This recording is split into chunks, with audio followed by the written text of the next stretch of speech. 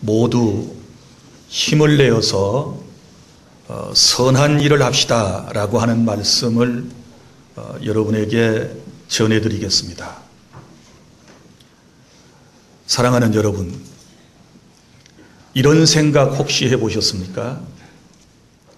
하나님께서 저와 여러분을 은혜로 구원해 주셨습니다. 그런데 은혜로 구원해 주셨으면 즉시 저와 여러분을 천국으로 인도해 주셔야 되는데 어찌하여 구원받은 우리를 이 땅에서 살게 하시는가? 진정 우리를 사랑하셔서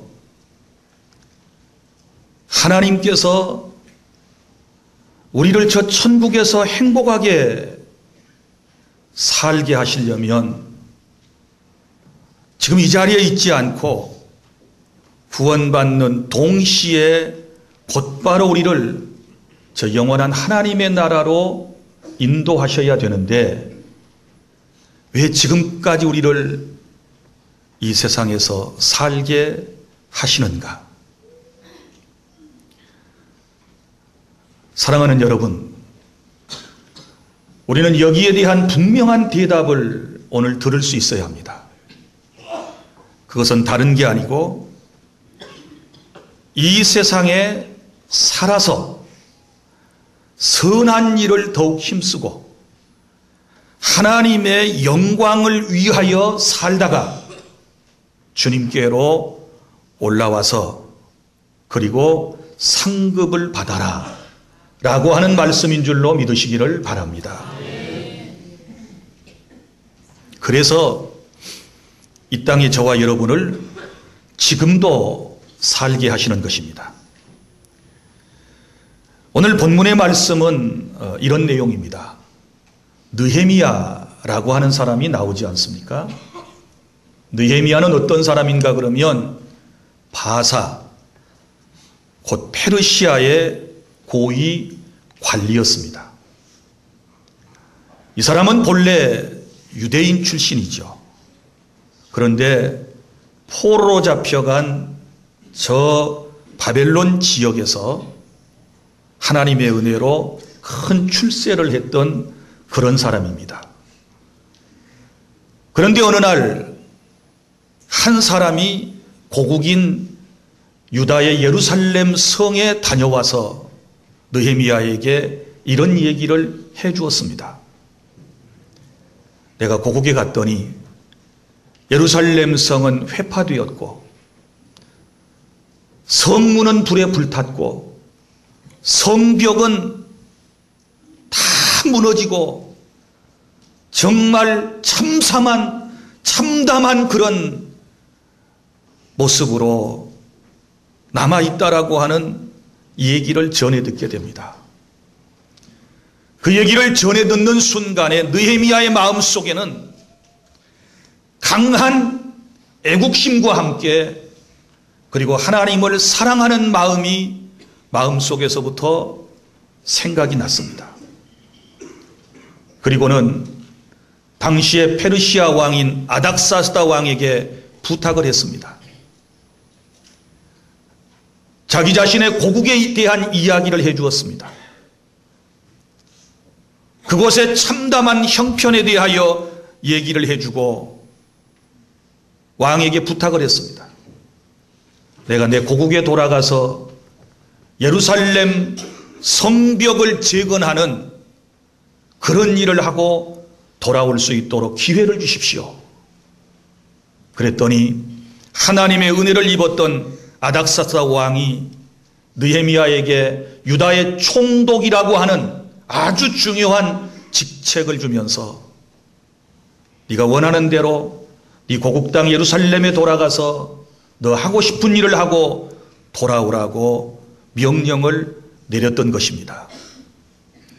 그래서 느헤미야는 곧바로 총독 임명장을 가지고 유다 땅 예루살렘에 와서 사람들과 함께 예루살렘 성을 재건하는 이 귀한 사명을 감당하게 된 것이지요.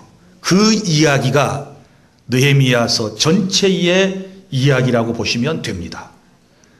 자, 오늘 여기 말씀에 이런 말씀이 나옵니다. 18절, 모두 힘을 내어 이 선한 일을 하자라고 하는 말씀이 나오는데, 하나님은 저와 여러분을 이 땅에 남겨두신 목적이 선한 일을 하라고 남겨두셨다는 말씀을 제가 지금 드렸습니다. 그러면 구체적으로 어떻게 선한 일을 감당할 것인가? 첫째는 우리는 선한 일을 찾아내야 될 줄로 믿으시기를 바랍니다. 선한 일을 찾아보아야 하는 것입니다.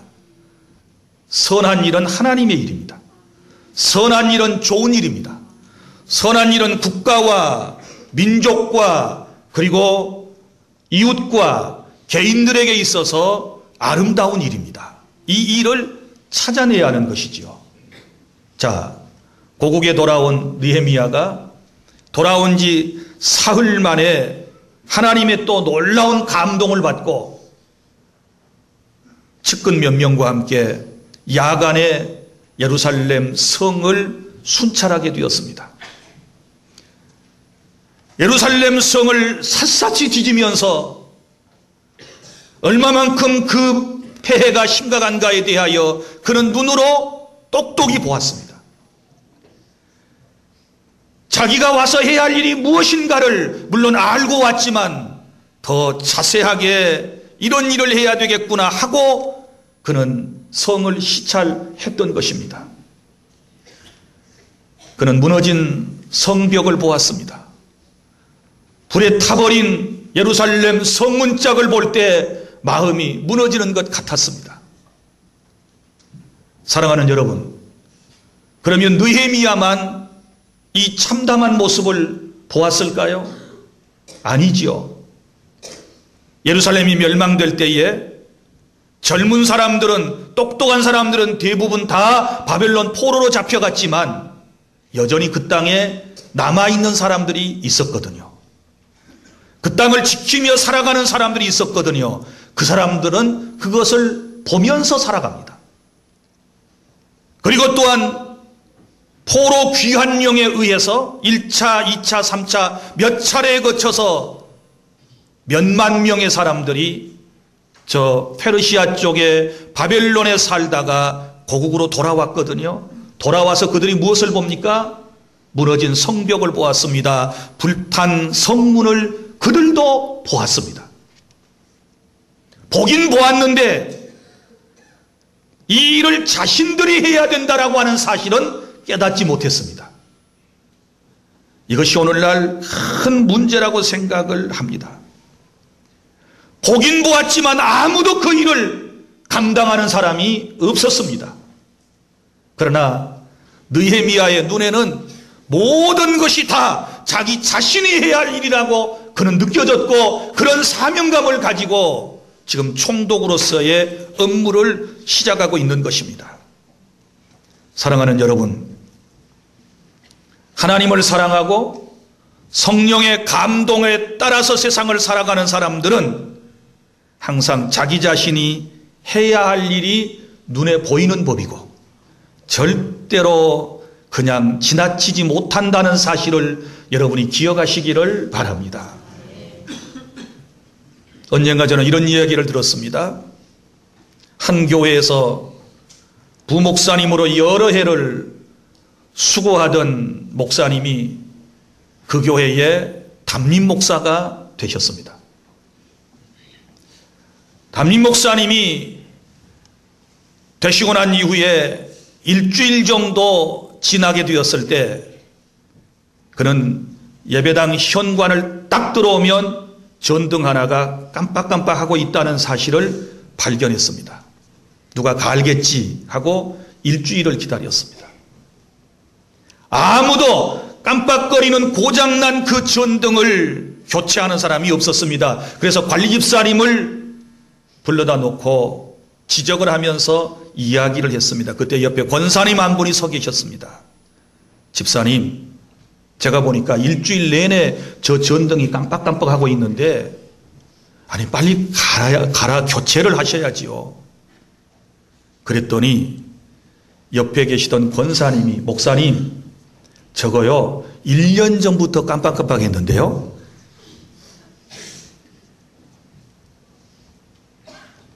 이 목사님이 부목사님 때부터 깜빡깜빡했는데 그때는 안 보인 거예요. 그때는 관심조차도 없었던 거예요. 그런데 이제 담임 목사가 되고 나니까 일감이 보이기를 시작했어요. 담임 목사가 되고 나니까 자기가 해야 할 일이 무언가가 자기 눈에 막 들어오기를 시작했어요. 그전에는 그냥 보고 지나쳤는데 이제 지나칠 수가 없습니다. 예배당 바닥에 껌이 붙어 있는데 담임 목사 그걸 보고 지나갈 수 있습니까? 떼고 가지요. 성도들이 버리고 간 주보가 여기저기 나뒹굴고 있는데 담임 목사의 눈에 그것이 보였을 때 그걸 발로 걷어차고 갑니까? 그냥 못 가죠. 죽고 가지요. 의자에 줄이 흐트러져 있는데 담임 목사가 설교할 때마다 흐트러진 의자가 보이는데 예배 끝나고 그냥 갑니까? 내려가서 의자 줄을 똑바로 맞춰놓고 가지요. 이게 관심이라고 하는 것입니다. 이게 주인의식이라고 하는 것입니다. 사랑하는 주 안의 성도 여러분, 저는 지금까지 그런 마음을 가지고 목회에 임하고 있습니다. 우리 교회 재직들이 900여 명 정도가 됩니다. 권사님들이 100여 명이 넘습니다.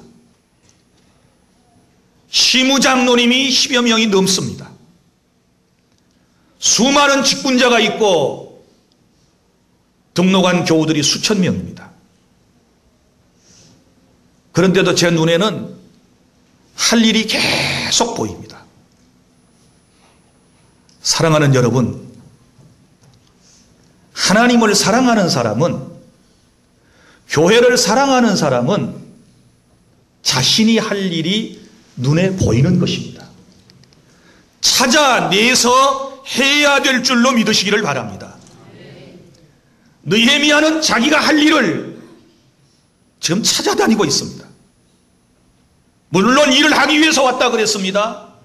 그런데 구체적으로 어떻게 이 일을 해야 할 것인가에 대하여 고민하면서 그는 예루살렘 성을 샅샅이 뒤지고 다니면서 사태를 파악하고 있습니다. 사랑하는 주 안의 성도 여러분, 정말로 여러분이 하나님을 사랑하시고 정말로 여러분들이 주님의 몸인 교회를 사랑한다면 우리 교회에서 여러분들이 해야 할 일을 찾아내야 될 줄로 믿으시기를 바랍니다. 찾아내는데 하나님이 어떻게 찾아내게 하실까요? 본인의 은사와 달란트를 따라서 찾아내게 하십니다. 사람은 자기가 관심이 있는 일에 대하여 또 관심을 더 갖게 됩니다. 그것은 하나님께서 그분에게 주신 은사, 곧 재능, 또 다른 말로 달란트입니다. 여러분들이 만약에 목포주안교회의 부족한 점을 찾아내셨다면, 우리 교회는 이것이 약점이야 라고 하는 것을 인식하셨다면, 다른 사람이 무슨 일인가를 교회 안에서 하고 있는데 거기에 대하여 약간의 불만스러운 마음이 있으시다면 하나님의 은혜로 그것을 여러분이 하셔야 할 일이라고 생각하셔야 돼요. 믿습니까? 그래서 저는 이런 생각을 갖습니다. 내 눈에 들어오는 것들은 이거 다 내 은사야. 하나님이 나에게 맡기신 일이야. 그러니까 내 눈에 들어오는 것이고 내가 관심을 갖게 되는 것이고 결국은 그 일을 내가 하게 되는 거라고 생각을 하니까 오히려 짜증나기보다는 기쁘고 감사한 마음이 생깁니다. 저는 주님께서 내게 주신 사랑과 놀라운 은총을 그렇게라도 보답하고자 하는 마음을 가지고 살아보려고 발버둥을 치고 있습니다. 사랑하는 교우 여러분, 주 안에 한 형제 자매된 여러분, 선한 일에 힘쓰려면, 주님이 기뻐하시는 일에 힘쓰려면 가만히 계셔서는 안 되고 찾아내셔야 돼요. 우리 교회에서 어떤 일을 할 것인가를 관심을 가지고 찾아보시고, 이 사회에 나아가서 내가 해야 할 일이 무엇인가를 찾아낼 수 있는 그런 눈을 가져야 우리가 그런 사람을 지혜로운 사람이라고 그러고, 또 그런 사람이 이 사회와 공동체의 리더가 될 수 있다라고 저는 믿습니다. 그리고 둘째로, 우리가 선한 일을 찾아냈으면, 내가 할 일을 찾아냈으면 함께 일하십시오. 함께. 느헤미야는 자기 자신이 할 일을 찾아내고 난 다음에 혼자서 막 하는 게 아닙니다. 자기 동족들을 설득합니다. 예루살렘 시민들에게 지금 설득하고 있습니다. 그들에게 우리라고 하는 공동체 의식을 강력하게 먼저 심어주고 있습니다. 그리고 그들을 설득시켜서 그들과 함께 성벽을 재건하는 일을 감당하는 것을 볼 수 있습니다. 우리가 이것을 바로 느헤미야의 리더십이라고 그럽니다. 이런 사람이 지혜로운 것이죠. 자, 그러면 오늘 본문에 보면 느헤미야가 예루살렘 시민들에게 적어도 두 가지 동기부여를 해줍니다. 왜 우리가 예루살렘 성벽, 저 무너진 성벽을 재건축해야 되는가? 두 가지를 얘기하는데, 첫째는 17절에 나오죠. 이렇게 말씀합니다. 후에 그들에게 이르기를, 우리가 당한 곤경은 너희도 보고 있는 바라. 다 지금 본 거예요. 다 알고 있어요. 예루살렘이 황폐하고 성문이 불탔으니 자, 예루살렘 성을 건축하여 다시 수치를 당하지 말자 하고. 무슨 말입니까? 이 나라가 왜 이렇게 외세의 침략을 받아가지고 바벨론이라고 하는 강대국에 의해서 70년 동안 노예 생활을 하는가? 그것은 다른 게 아니라 우리의 조상들이 국력을 튼튼히 하고 성벽을 잘 튼튼하게 쌓아놓고 성을 잘 보존했더라면 이런 수치를, 이런 국치를 당하지 않았을 터인데 성벽을 제대로 갖춰놓지 않았기 때문에 외세에게 이렇게 나라가 몰락했다는 겁니다. 그러니 또다시 이런 수치를 당하지 않기 위해서 우리가 해야 할 일이 뭐라고 그랬습니까? 예루살렘 성을 건축하여 다시 재건축해서 우리가 다시는 이런 수치를 당하지 말자. 그렇게 이스라엘 백성을 지금 설득하고 있는 장면입니다. 그 다음에 또 하나는, 두 번째 동기부여는 이것이죠. 마지막 절에서 이 선한 일에 동참하게 되면 하나님께서 우리를 형통하게 하실 것이다. 선한 일을 하면 하나님께서 형통의 복을 주실 것이다. 하나님이 심는 대로 거두게 하실 것이다. 하나님이 기뻐하시는 일에 기꺼이 동참하면 우리 하나님의 놀라운 복이 이 나라와 민족과 우리 개인에게 임하게 될 것이라고 그는 이스라엘 공동체에게 설득을 시작했습니다. 그랬더니 감사하게도 이스라엘 공동체가 느헤미야의 리더십에 따르게 되는 것이고, 그리고 성벽을 재건축하는 일에 모두가 동참을 해서 약 52일 만에 이 성벽 재건 공사를 완수하게 되는 줄로 믿으시기를 바랍니다. 사랑하는 주 안의 성도 여러분, 선한 일, 좋은 일, 아름다운 일은 우리가 함께해야 시너지 효과가 나타난다라고 하는 사실을 믿으시기를 바랍니다.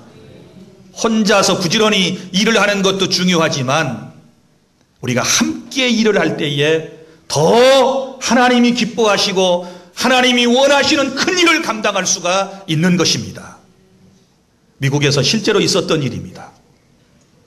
한 작은 시골 마을에서 일어났던 일입니다. 4살 난 소녀 아이가 집을 나가서 집에 돌아오지 못하는 일이 발생했습니다. 그래서 마을 사람들이 이 4살 배기 아이를 찾기 위해서 수백 명이나 되는 사람들이 다 나와가지고 그 아이가 있을 만한 곳을 각각 찾아내기를 시작했습니다. 각 집마다 다 들어가고, 그리고 이 아이가 여기 있을 만한 곳들을 전부 다 샅샅이 뒤졌지만 그 아이를 결국 찾아내지를 못했습니다. 그때 한 사람이 이런 얘기를 했습니다. 아, 내가 그 아이를 보았는데 밀밭으로 들어가는 것을 보았다. 나중에서 한 사람이 그 아이가 밀밭으로 들어가는 것을 보았다는 겁니다. 그래서 흩어졌던 사람들이 전부 양손에 손을 잡고 일렬로 쭉 줄을 길게 만들고, 그래서 천천히 손을 잡고서 그 밀밭을 수색해 나갔습니다. 그리고 밀밭 중간 정도에 이르게 되었을 때 아이를 거기서 찾습니다. 그런데 안타까운 것은 벌써 그 아이가 죽은 뒤였습니다. 싸늘한 시체가 되어서 열기가 점점 떨어지고 있는 그때에 사람들에 의해서 이 아이의 시신이 발견이 되었습니다. 그때 이 아이의 아빠가 싸늘하게 식어가는 아이의 시신을 가슴에 안고서 이렇게 절규했습니다. 우리가 진작 서로 손에 손을 잡고 이 아이를 찾아 나섰더라면, 진작 우리가 손에 손을 잡고 이 아이를 찾아 나섰더라면 내 아이를 살릴 수 있었을 터인데 라고 말했습니다. 그렇지 않습니까? 개개인이서 혼자서 찾아내는 것보다 작은 시골 동네이니까 수백 명의 사람들이 모두 인간띠를 형성해가지고 차근차근 집부터 저 밭까지 수색해 나갔더라면 이 아이를 벌써 찾았을 것 아니겠습니까? 사랑하는 여러분, 우리는 선한 일을 할 때 혼자 열심히 하는 것도 중요하지만 손에 손을 잡고 함께하는 이런 아름다운 협력, 이런 동역의 역사가 우리에게 있어야 될 줄로 믿으시기를 바랍니다. 지금 우리 주 안의 모든 성도는 함께 손을 잡아야 할 때입니다. 함께 손에 손을 잡고 하나님이 우리에게 향하신, 우리에게 명령하신, 하나님께서 우리 교회에 주신 사명을 우리는 성실하게 감당해야 될 때인 줄로 믿으시기를 바랍니다. 주 안의 성도 여러분,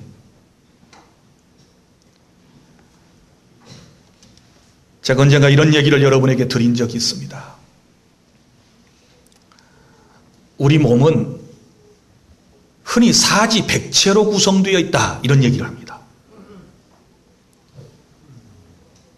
수많은 기능을 가진 지체들이 우리 안에 밖에 보이는 곳에 전부 붙어 있습니다.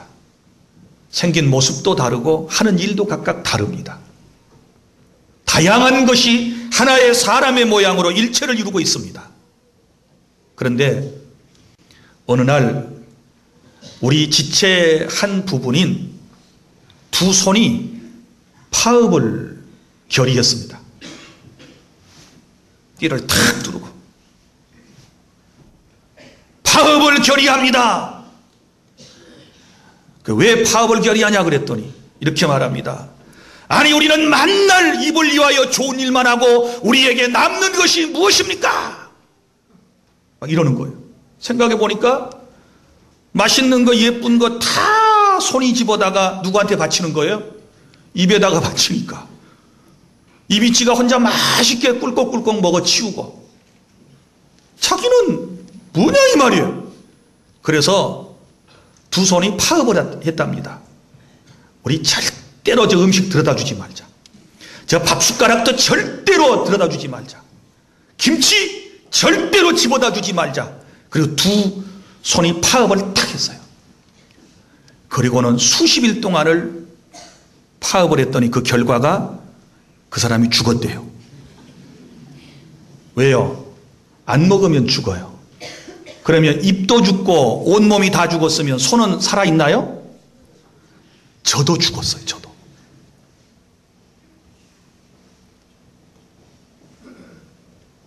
보이지 않는 장기가 우리 속에 있습니다. 장자 붙은 회사가 파업을 시도했습니다. 간장, 위장, 소장, 대장. 장자 모여라. 왜 파업을 했느냐 물어봤더니 아니 만날 시도 때도 없이 계속해서 저 입을 통하여 목구멍을 통하여 밑으로 내려보내면 어떻게 하냐 그 말이에요. 하루에 3번 딱딱 시간 맞춰서 내보내면 그건 이해가 되겠는데 이건 새벽에도 야식이 들어오고 이건 뭐 육해공군이 계속해서 하루에 뭐 10번 이상 막 들어오는데 들어오는 것마다 처리를 하자니 전라도 말로 뻗쳐 죽겠다는 거예요. 그래서 위장이 파업을 탁 했어요.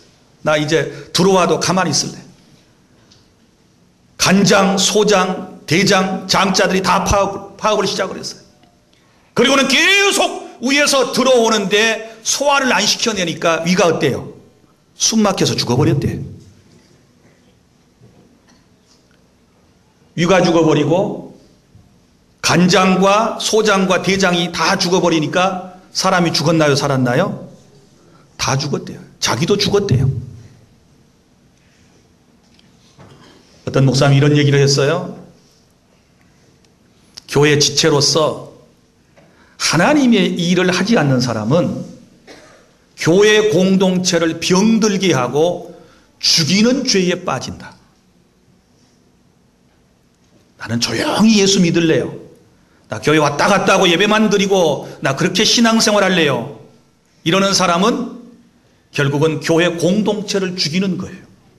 손이 일을 하지 않으면 손 자기뿐만 아니라 온 지체가 다 죽습니다. 위장이 일을 하지 않으면 자기뿐만 아니라 온 몸이 다 죽는 것입니다. 서로 살 수 있는 비결은 뭐예요? 자기 할 일을 해야 하는 것입니다.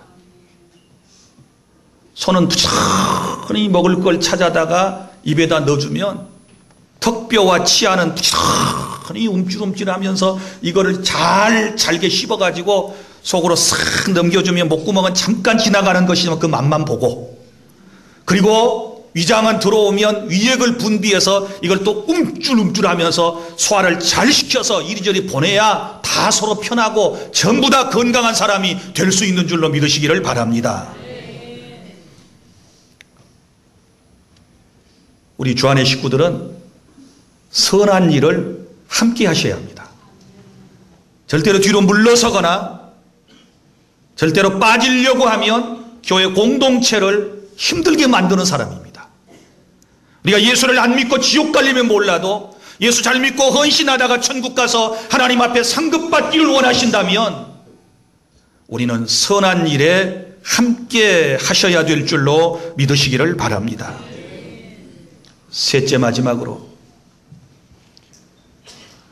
우리가 선한 일을 하다가 어려움이 올 때 포기해서는 안 됩니다. 중단해서는 안 됩니다. 여러분, 선한 일, 좋은 일, 착한 일, 하나님의 일이면 항상 사람들이 박수를 보내주고 칭찬과 격려를 받고 항상 여러분 상급만 주어지게 되는 것일까요? 물론 그 결과는 하나님께서 복과 상급으로 주십니다. 그러나 그 과정에 있어서는 누구나 다 어려움을 겪을 수 있습니다. 오늘 말씀해 보십시오.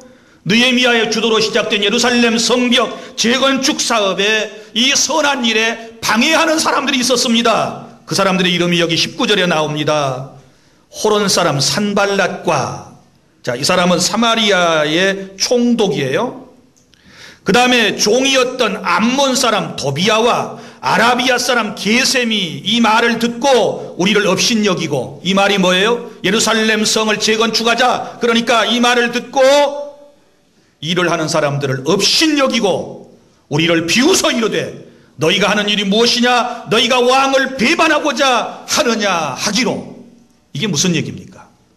지금 느헤미야는 페르시아의 총독입니다.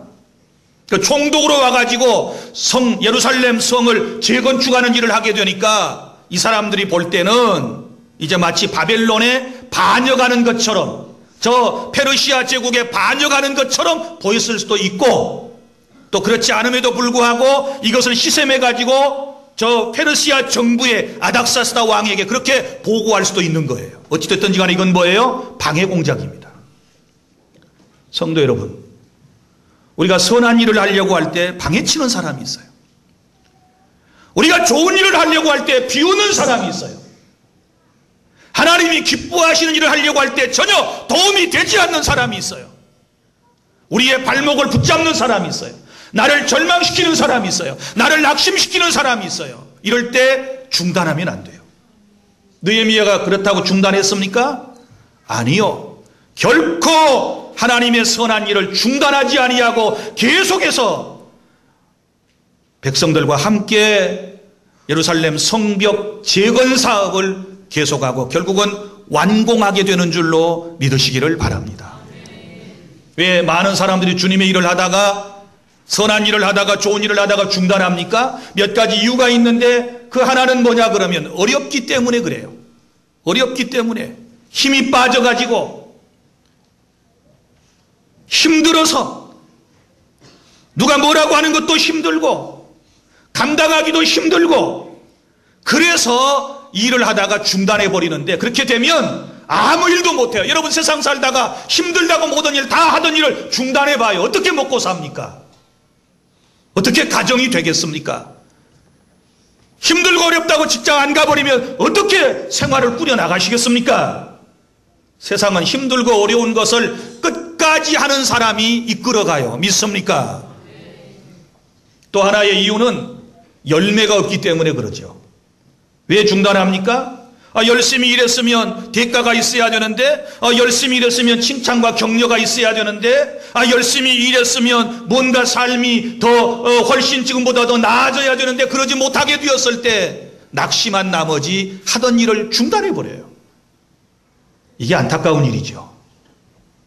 그러나 여러분, 이런 어려운 모든 과정을 거치고 나면 하나님께서 반드시 저와 여러분에게 큰 복을 주시는 줄로 믿으시기를 바랍니다. 이제 말씀을 맺습니다. 우리가 구원받고 난 이후에 하나님께서 우리를 계속 이 땅에 살게 하신 이유, 지금까지 내 생명을 보존해 주신 이유, 오늘 이 자리에서 살아서 예배하게 하시는 이유, 다른 데 있는 게 아니요, 살아 있으면서 선한 일에 힘쓰고 하나님의 영광을 위하여 살다 오면 내가 너희에게 상급을 주고 내가 너희를 칭찬하고 내가 너희에게 놀라운 복을 주리라 라고 하시는 하나님의 약속의 말씀인 줄로 믿으시기를 바랍니다.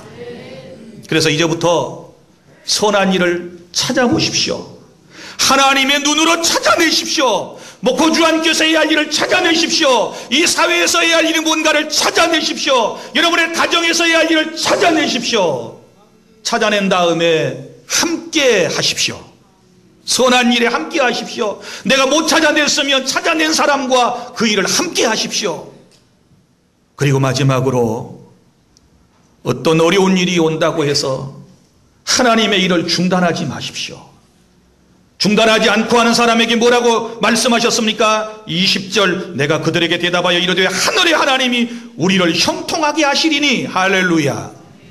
선한 일을 중단하지 않고 하는 사람에게는 형통의 복을 주실 것입니다. 그러나 선한 일을 중단해버리면, 선한 일을 아예 시작조차도 하지 않고 참여조차도 하지 않고 비난이라는 사람은 20절 하반절에 어떻게 기록되어 있습니까? 세 가지가 나옵니다. 오직 너희에게는 예루살렘에서 아무 기업도 없고, 하나님의 일에 동참하지 않는 사람은 아무 기업도 없고, 기업도 없다는 말은 하나님의 복을 받을 수 없다. 그 다음에 두 번째, 여기 보면 권리도 없고, 권리가 얼마나 중요한지 몰라요. 대한민국 시민권을 가진 사람은 대한민국 국민으로서 의무도 있지만 권리가 얼마나 많이 있는지 몰라요. 우리는 이 땅에서 보호받을 권리가 있어요. 사회보장제도를 여러분이 혜택받을 만한 권리가 있는 것이고요. 선거권과 피선거권과 그리고 이 세상에 살아갈 권리가 있어요. 그런데 하나님의 일에 동참하지 않는 사람은 성경에 말씀한 모든 하나님의 복을 받을 권리가 없어요. 또 하나, 여기 보면 기억되는 바도 없다 하였느니라. 기억되는 바도 없어요. 여러분이 하시는 모든 선한 일은 천국에 다 기억되도록 하나님께서 기록하고 계심을 믿으시기를 바랍니다. 그런데 이 땅에서 아무것도 하는 일이 없으면 천국에 어떤 기록도 없다는 사실을 기억하고 이제부터 선한 일에 더욱더 힘써 일하시는 저와 여러분이 될 수 있기를 바랍니다. 기도하겠습니다.